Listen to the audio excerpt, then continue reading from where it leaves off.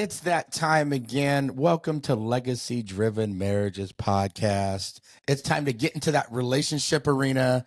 We're going to have some fun today. Continue our candid talks about how to actually strengthen your relationship and your partnership with your spouse or your significant other. And speaking of spouse and significant other, I am here with my 24-year partner in crime, Stephanie McKinley. Hey, everybody. As you guys all know, I'm Walt McKinley, and we're going to jump right into this today.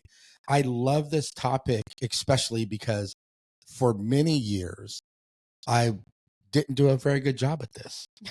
And so today, we're going to talk about... I think many of us don't. Oh, man, ain't that the truth? Today, we're going to talk about how what you focus on magnifies. And I want you to really have some self-awareness for yourself today. I don't want you to think about this in respect to how your spouse does or doesn't do things. I want you to think about how you are contributing to the relationship when we talk about this. Because let me tell you guys what, there's times in my life when I've focused on all the positive outcomes for things that can happen, whether it was getting a promotion or when we were struggling in our marriage and we decided to fight for it and came out swinging together and really taking steps forward together. And the focus was on the solution, not the problem. Mm-hmm. We really moved far down this path of creating something extraordinary. And so I've learned myself and I've created some awareness around it. And sometimes I make great choices with it. And there's other times I don't, where if I focus on positivity and I focus on the things that can go right, and I focus on what people are doing and how they are showing up versus what we normally do, which is focus on what somebody isn't doing. When we focus on what they're not bringing to the relationship, or we focus on we didn't get the promotion, or whatever the focus is, and we think about the negative things that surround that, especially when it comes to your relationship and marriage, we realize the dynamic of just how important your energy is, just how important your focus is. And you have a choice after listening to this today on whether or not you allow yourself to magnify the positive, the pros, versus the negative and the cons in your relationship and your marriage. And that either leads to an extraordinary marriage that's like full of rocket fuel and is pushing you through every day, or it leads to divorce. Let's just be real. That's happening. 52% of all first marriages end in divorce. And it's even worse as you get married a second and a third time. So if we're going to really have healthy relationships, we need to have these types of conversations. Absolutely. I just got to ask you guys, how many of you out there, when you started your relationship, you were just the person you were with, you just felt like they could do no wrong. You just saw all the good things about them. You were just so in love. And, even if a friend or family member said, oh, I kind of noticed this about them, you'd be like, oh, no, that's, They seem like their tone is a little harsh sometimes. And you're like, oh my God, no, just really honest, They're just candid. I mean, I really love that about them a lot. Yeah. And it just felt like, literally, it felt like they could do no wrong. And you just couldn't see that. It's like you had blinders on. And we didn't really understand that until later in our marriage, that part of the reason you feel that way is because you're focused on all the good things. You're only seeing the good things. You're choosing to focus on that, and you're not focusing in on, maybe some of their flaws. Yeah. Then you get married and you start focusing only on the flaws and not on the good things. Isn't it crazy how that dynamic shifts? It's really crazy because it really happened that way. Like once you get married and you've been together a long time, that totally flip-flops, and then you start focusing only on the negative things, and the next thing you know, you're like, I can't even stand this person I'm with. Like, how did we end up together? Like, how did I not see these things? We've grown so far apart. We're just not growing together anymore. And really, you guys are just pissed off at each other all the time. So you're not even talking, much less growing together anymore, because all you're focused on is these negative attributes of your partner when there's so many things that you really love about them, you just can't see through your own anger and ego and resentment to And let's get be that. honest, after a while, sometimes you're like, you really have to think back, like, what was it I loved about this? And that's sad. That's sad if we get to that place where we're really like struggling to find what it was we loved about them because we can't even see it anymore because we were so focused on the things that were driving us crazy or what they're doing that we just can't stand and now we were like, what do I even like about them? I mean, come on, guys, you know what I'm talking about. You know, when you first get with your spouse and you're in this puppy love stage of your relationship and they're nagging you to wash your dish or they're nagging you to put your clothes away that So you let's put on just the say chair. like this really happened with Yeah. us when we first moved in together. So we dated for about a year and a half before we moved in together. And then we moved in together and we had roommates also. So that kind of added to it. But, I started to be like, you know, he's leaving clothes, laying on the bed or on the floor or on a chair. And Oh or no, it was not that bad. My thing has always been putting the clothes and leaving them on a chair because I'll see, wear we them still don't more even than agree. once. And what's funny is she'd be nagging. Why don't you put those away? Because she's great. She's very Okay, so I'm meticulous. OCD. I will admit that. I am very organized and Yeah. meticulous and I have OCD. So I understand that I'm a little probably more ridiculous than most people about it. But, it just like once you move in together, you start to notice these things that I was like, he's starting to leave this stuff out. This is starting to bug me. So I start telling him to pick it up. Well, then he felt like I was nagging him like Right. his And what mom. do you say, fellas? You're not my mom. Knock it off. Stop nagging me all the time about this stuff. If you ask me right now, I've hung 4 fans out of 5 in the house and Steph's been on me.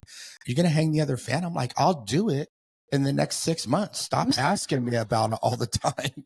I'll get to it when I get to it. And you really plan on doing that. But those type of things. But in all fairness, a lot of times I would give him a chance. I'd be like, I'd say something nicely. And I'd be like, well, I'll see if he picks it up.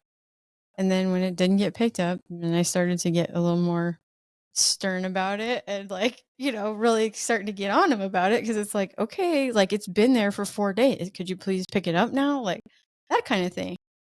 So you're thinking, I gave him a chance, he had a chance to fix that and he didn't. And why do I have to get on him about it? Well, we all do this in some respect or another over whatever it is that's important to us. So to me, I liked things picked up. He didn't necessarily care as much about that. And so this is the eternal argument. And But you know what's crazy is this is where the resentment builds because we don't have conversations about it. And this is where we switch our focus and not necessarily only when you get married, but when you live together and you're together around each other all the time.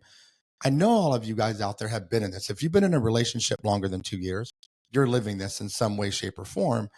We're talking about clothes in this instance, but we'll talk about some other things too, where you're just like, get off my ass. Stop nagging me all the time. That's where that drip of resentment really starts. And Steph and I are no exception. We've been there through the hardest times and had to really fight for a marriage to bring it back.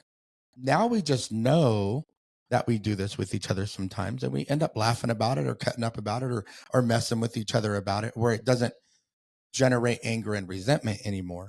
And I think conversely, one of the examples I think we heard, I think our church was talking about this is for women, you start dating a guy and he's super spontaneous and he loves to just show up and say, let's just go do something. I'm going to take you out. We're going to go to this dinner place and go walk on the beach. And you just love all this spontaneity and love that it's maybe because it's different than you because you're a planner. So if it's opposite roles in your marriage, think about it from your perspective.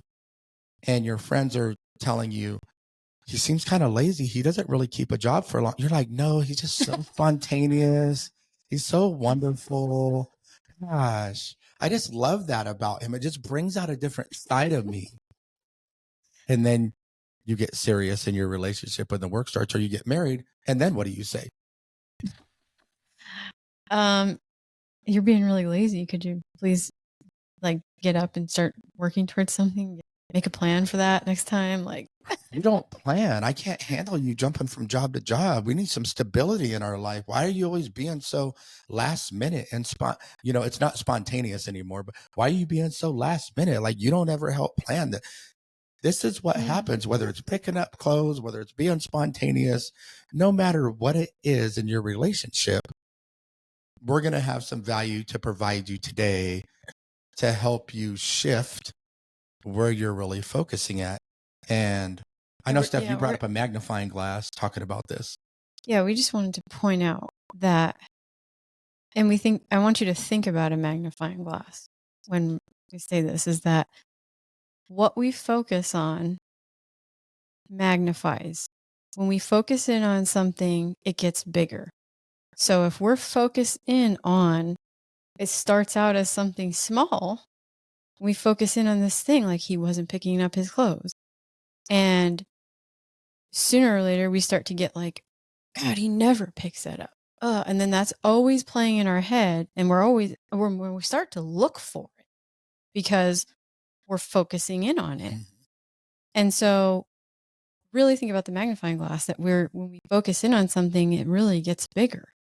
I think one more thing I wanted to add to this, Steph, because I love the magnifying glass analogy. So I'm in a dad's helping dads group where, guys, we got to be able to support each other better than we do now. There's no reason to suffer in silence. And, but we've seen this with our lady friends too, where they'll get around a bunch of women and start talking about their men in a negative light. The other women just pile in because maybe their relationships are struggling, or maybe they're getting advice from somebody who was divorced. And even in this Dads Helping Dads group, a guy will jump in and say he's really struggling in his relationship with his girlfriend or his spouse, and they're on the precipice of divorce. And next thing you know, all these guys are jumping in and they're chiming in. Yeah, bro, leave her, lawyer up. You better hurry up and do this. Oh, she's turned off emotionally. She's cheating. All this negative stuff that comes in. Right. And they add to it. From both sides of that fence. And then you're right, they add to that. So what does the magnifying glass do in that moment? Bigger. You get even closer to the problem with the magnifying glass. And like Steph said, it gets bigger. And what we focus on really does steer our heart towards love or towards resentment and pain and hurt. And here's the deal. Your spouse will trigger you. You spend too much time together for them not to trigger you. Sometimes, be honest with you, we even do it on purpose to elicit a reaction from our significant other instead of responding to them in kind. And I talk about this, whether it's healing from trauma or whether it's just dealing with the day-to-day, things are going to trigger you. And so I want to focus on a few things today with you guys. And Steph and I talked about this before the show. How can we shift that perspective of this magnifying glass and the way that we focus in? And it's almost like in Arizona, if you took a magnifying glass and held it up to the sun and put a piece of paper on, you could literally light a piece of paper on. Literally, I did it as a kid. You could light a piece of paper on fire. I love all the Alone shows and all the outdoor shows. So they've done the same thing on this. It's like adding fire and just burning your relationship to a crisp. So how can you go from that magnifying glass that you currently have on your relationship and your significant other? And how can you turn that around and start changing your focus so that you elevate and strengthen your relationship versus burning it to a crisp? Yeah. So we kind of have like 4 things that we think are ways that you can take yourself from focusing on the negative and turning it to focusing on the positive, and turning that magnifying glass into a mirror and turning it on yourself and looking at what kind of things can I do better? What kind of ways that can I help change this? And so, number 1, we say gratitude. Because if you start to focus on what you're thankful about in your spouse, how they contribute to the relationship in a way that's different than you, the good things that they bring, it really changes that focus big time. And this definitely works because just like we said, just like you focus in on that negative thing you don't like, if you focus in on the positive things they're doing that you love, man, it changes it. It really turns your relationship around. I mean, let's be honest. I mean, there's a series at our church right now that is focusing on marriage, and they actually told us to start paying attention to every day 3 things you're thankful for that your spouse does. And so I have to say I've been kind of, so it makes you more intentional about paying attention to this, Mhm. because we tend to not. We tend to just focus on what's bugging us about them. And I thought, I mentioned the other day how Walt was putting up ceiling fans. Well, I'm really thankful that he does that, because you would never catch me putting up a ceiling fan. I'm sorry, but that kind of stuff is not my thing. Like, I love that he's like Mr. Fix It for our family, because let me tell you, there's been a lot of stuff lately. Our batteries going out on our car, or we had to put up the ceiling fans. There's like, Yeah. it's like our dryer broke. Those kinds of things. I'm like, oh my, this one, I'm so thankful for him, because, oh, I would have to pay somebody, or because I just would not do those things. And I know that I don't thank him enough for that. But I really do love and appreciate that he takes care of those things. And those are the types of things that I don't have to worry about. Or like our daughter gets stranded somewhere, I feel much better about him going to check on her than me if it's 1 or 2 o'clock in the morning. And, this has happened to us. So these are the kinds of things that we don't appreciate and pay attention to enough in our spouse that they do.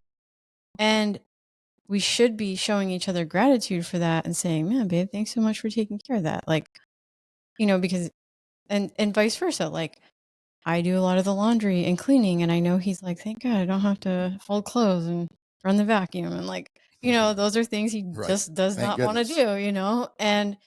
But we have this understanding in our relationship that we do those kinds of things, but we have a tendency to expect them instead of, Mhm. appreciating that they do it. Well, and also asking for help when you need it, even if normally that's something you would do. Right. And then allowing your spouse to help if you ask them for help, Mhm. especially when putting stuff together. Normally, stuff's like, I'm getting away. I ain't gonna be no around you at all when you're putting stuff together. With one of the fans that had 8 blades and it was bigger, and I'm like, hey, I can use your help a little bit. So she came in and helped with that one, and she was just kind of like my apprentice, handing me stuff. Yeah. But it kept me from going up and down the ladder so many times to do this, and saved me a lot of backache, literally. Um, and so, you know what I thought of, Steph, when you were talking about gratitude? I don't know if you guys have watched that movie, Aaron Brockovich, back in the Mhm. day. And she kind of got involved with this case. It's a movie with Julia Roberts. And I don't actually, the boyfriend wasn't a big actor, but Mm. it's a true story. And this woman, she's involved with this Well, she's a huge single case at a mom. law firm. She's like handling business, single mom, starts dating a guy. The guy's helping with the kids, going above and beyond, right? Especially for what a boyfriend, girlfriend would do. And she went from really loving and appreciating and being in gratitude to expecting, and then treating him like crap when he was doing a lot of those things if it wasn't exactly how she wanted it done. And by the way, this isn't about the ladies, guys. I'm talking to you too. You get frustrated at work, things aren't going your way, it's super stressful. You come home and you start taking that stress out on the house, even if you don't want to. And in this show, so they end up breaking up, and for part of it, and he gives her the set of earrings, and she's like, well, what is this for? And he goes, well, I've been waiting to give you those for when you actually said something nice, and I bought those 3 months ago. And how many of us has it been 3 months since you said something nice to your spouse? How many of us has it been, we got this external stress and this pressure, and our spouse does one thing and they disappoint us, and now we're focused on the disappointment. We're not focused on how they're trying to show up for us, and maybe they're under stress too. And so when you can be in gratitude, like Steph talked about, when you can be thankful for how they're able to show up in the moment, because everybody wants 50-50 in a relationship. It's just not real. Brene Brown talks about this. Sometimes you're just pissed off. Go ahead. Well, I think it's 50-50 overall. Like, if you looked over your whole relationship, it would end up being 50-50. But Should be. day to day, month to Yeah. month, it's not always going to be 50-50. There are times when your spouse is really down and out, like has a surgery and they can't do anything Mhm. and you have to pull up the extra slack. And there's just situations like that, or you lost a loved one and you're grieving and maybe you're not the same as, like you emotionally can't be there. You go through periods of depression, you lose a job, all Yeah. kinds of stuff happens. And everyone, all of us, we end up not being the same person that we are normally. We can't show up the way we normally would, because if those things happen to us, we have to take time to emotionally process things and all of that. And so we have to have understanding for each other in those moments, and understand that you can't show up the same in that time, and help your spouse through those things. Like, you really need each other, and you need to know that you can depend on each other and be there for each other in those moments. Because I can tell you, like, we've definitely had our Mhm. those ups and downs. Yeah. And having children changes things. Like, your dog dies. I mean, Career changes, moves, buying a home. yeah. There's so many pressures on people It's now. different stressors. There's times when you're just really stressed, times where you're stressed about your finances because you don't know how you're going to make ends meet at times. Like, and that is the purpose of those vows that you made, where you're saying through sickness, through health, through all those things, Yeah. because they will happen. They do happen. And you have to know that you can depend on the other person. That you're a team, you're a partnership, you work together. And so, like I said, a lot of times these things happen and we have to recognize, like, hey, at this time I need to pick up more of the slack. I know he can't do it like he would. And communicate with your spouse. Hey, dude, I'm at like 30%. Yes. I need some help. I'm exhausted. I can't keep going at the pace I'm going. And then Yeah. have a conversation about what you could help with, that your spouse has a skill set for, whatever that looks like, to bring you closer. Focus on how do you build a solution together versus just focusing on the problem.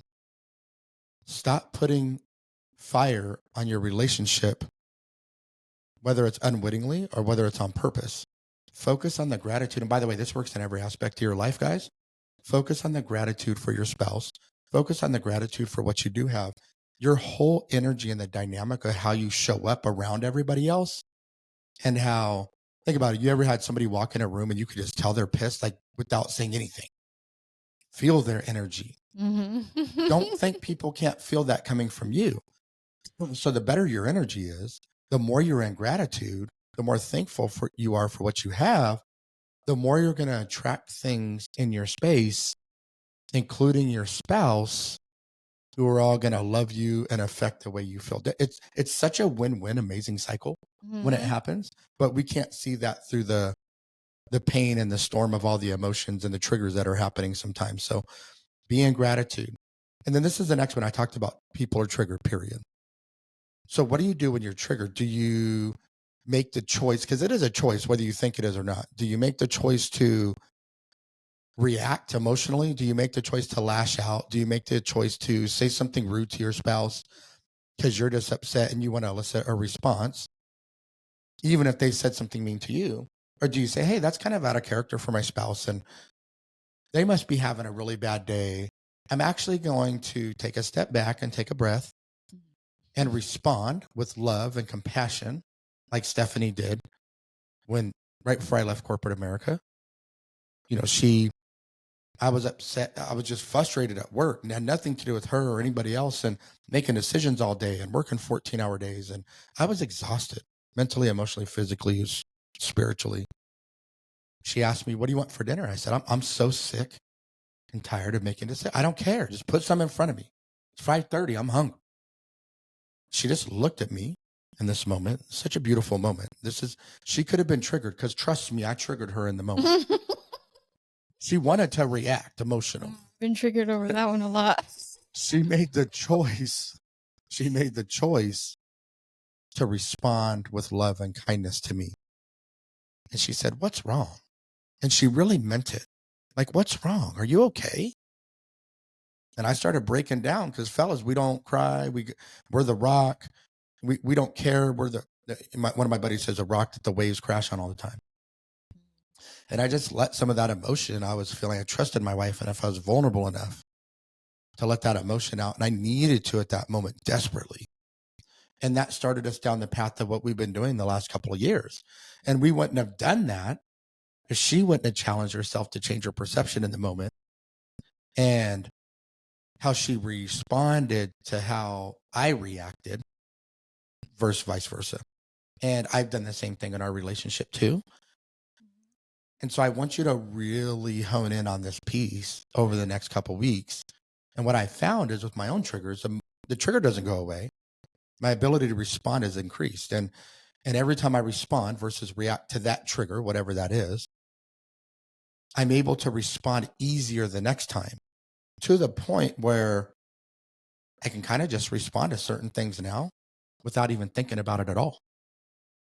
I think, and this is where that saying, like, you can't treat fire with fire. You have to bring the water to the fire. That's kind of what I would say is, if your spouse comes at you in an angry tone and you can tell that this is coming from somewhere else because it wasn't really about something you guys got in a fight about or anything, like you could just tell they came in with that attitude. I mean, even if it was something you got in a fight about, though.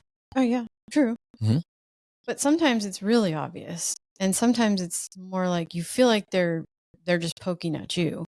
But either way, it's better to just stop in those moments and just say, like, hey, I don't really like how you're talking to me, or I don't really like how you're coming at me, or whatever way you have to say that. I think everybody has kind of their own way that they would do that. But if you try to diffuse instead of adding fuel to the fire, like if you just let yourself react and let yourself respond in those moments, it's not going to go anywhere good.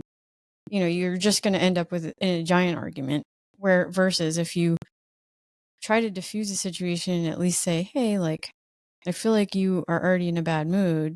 You want to talk about it, or something to that effect, or we'll talk about this later when, you've had a chance to kind of decompress, or something to that effect. You will have way more productive conversations and communication in your relationship if you do that, and versus just letting yourself react and getting worked up about things that really are most of the time are so petty and stupid that that thing didn't matter. It was really something else bothering them more deep. Well, and hear what Steph said. She didn't say light the fuse. She said diffuse. I want to make sure we make that really clear right here. Yeah. And so I kind of mentioned this earlier. I got ahead of myself. But our number 3 was turn the mirror on yourself and really look at what are you contributing to the relationship. And I can tell you, in every like, there's always going to be things you could be doing better. Mhm. I don't care who you are, and as perfect as you think you are, there's always something you could be doing better. And we should always want to grow and be a better person by Mhm. pushing and challenging ourselves. Because ultimately, you guys, the only person you have control over is you. And so you can focus all day on what they're not doing, and that's not going to go anywhere because you can't control them. You can't make them do things they don't want to do.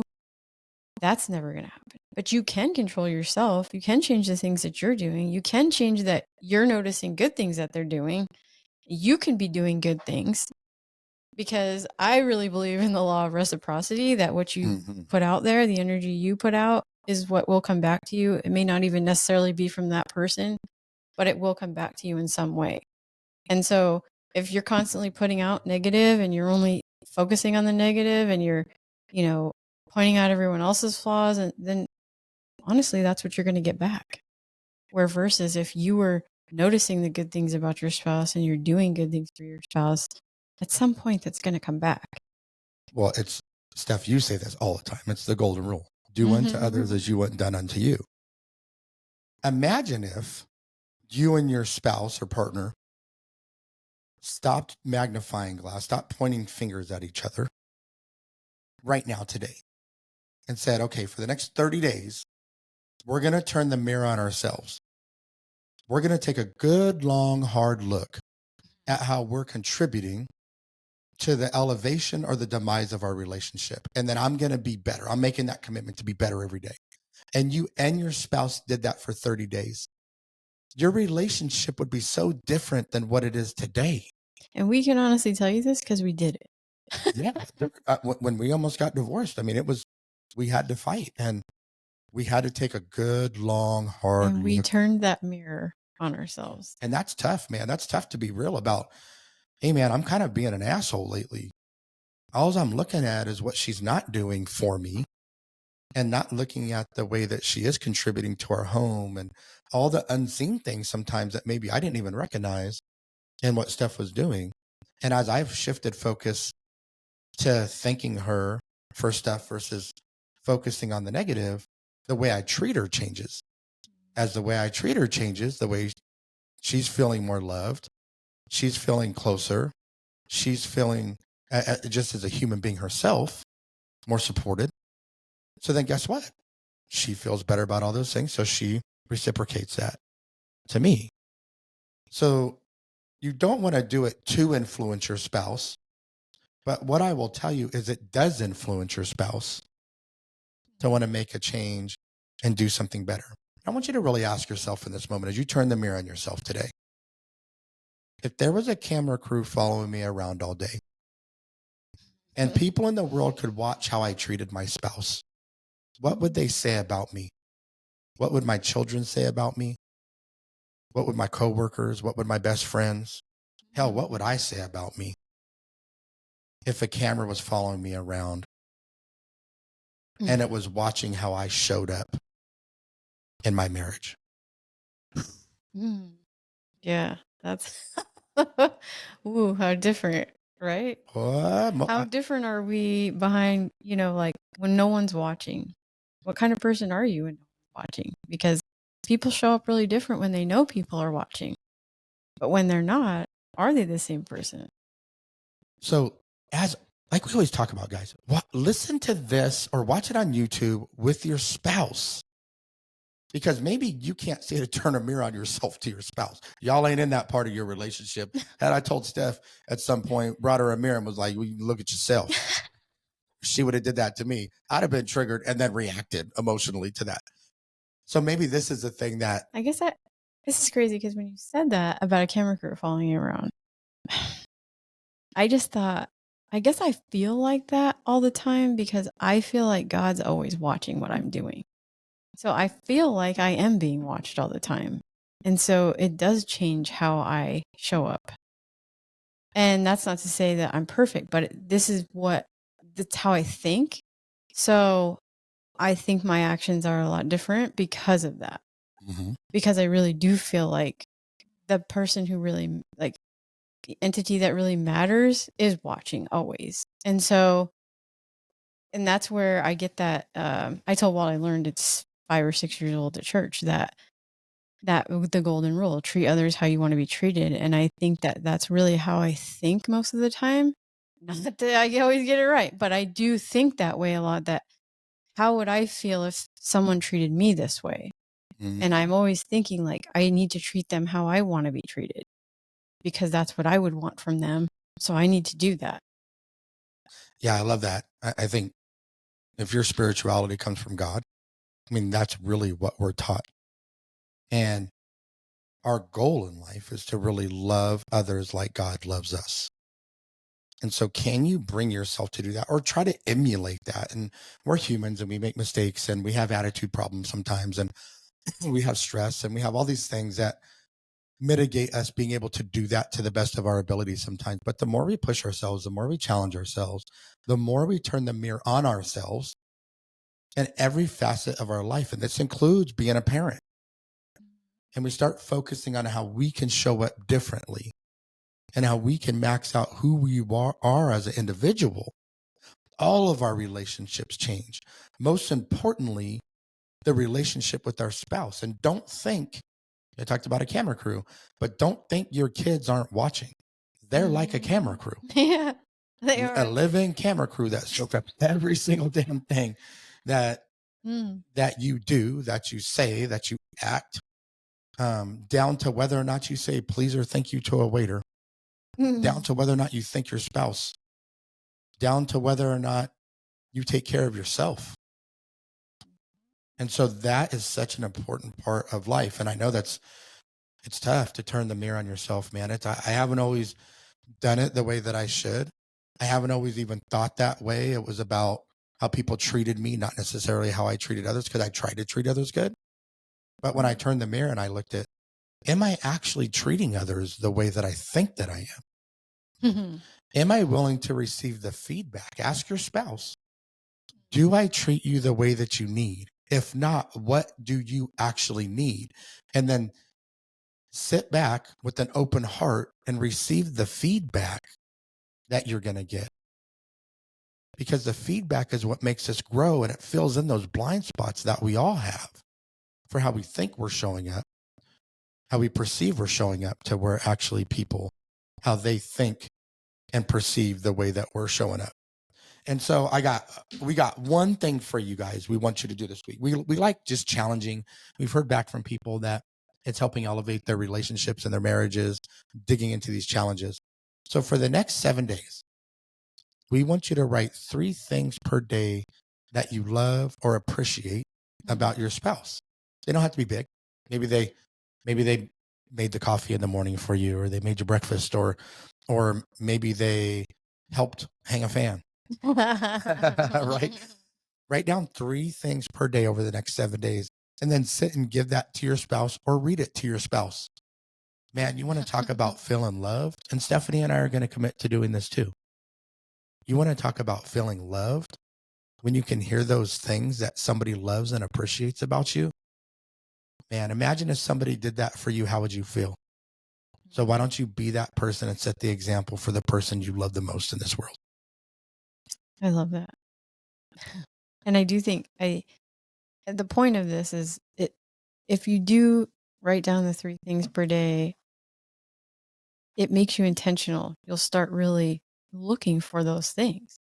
So we're trying to shift your focus from looking at what they're not doing to looking at what they are doing. And it really will change your relationship. I just don't want you guys to forget this concept of what you focus on gets magnified. And it can go in either direction. It can be good or it can be bad. So choose with us today to focus on the good and magnify the good, and love your spouse, and really pay attention to the things that they do for you that you weren't paying attention to. Really start to appreciate what they do and what they bring to the relationship, because I think you'll be really surprised when you focus on that. What a difference. Absolutely. Watch the words that you say. Watch the actions that you do. Like Stephanie said, what you focus on will magnify. You have the choice on whether or not you magnify a beautiful relationship, whether or not you become that power couple everybody else wants to be like, or whether or not you magnify that you don't think your spouse and you are going to make it, that you don't think they're ever going to change. They're always doing this and it's pissing me off. There's pain, resentment, divorce, and hurt that will last a lifetime if you continue to focus your energy in that direction. What a gift it would be to you, your spouse, and your family to switch that and elevate, change generational legacies, and fill your life and their life with love that lasts for generations after you're gone. And so look, that's what we got for today, guys. Make sure that you subscribe. Hit the subscribe button to Legacy Driven Marriages. We would also love for you guys to write us a review. A review helps bump us in the algorithm, so it's super helpful. And make sure you join our free communities, man. Like, we're over here on Facebook and Instagram at Legacy Driven Marriages, growing these groups and people who want to get in the arena of life, people who really want to fight for their relationships, and people who through their example can give others the belief they can do exactly what they're doing, no matter where their relationship is at today. And so until the next time, keep fighting for your marriage, keep loving each other, and keep elevating your family legacy. We'll see you guys next Tuesday. See you next Tuesday.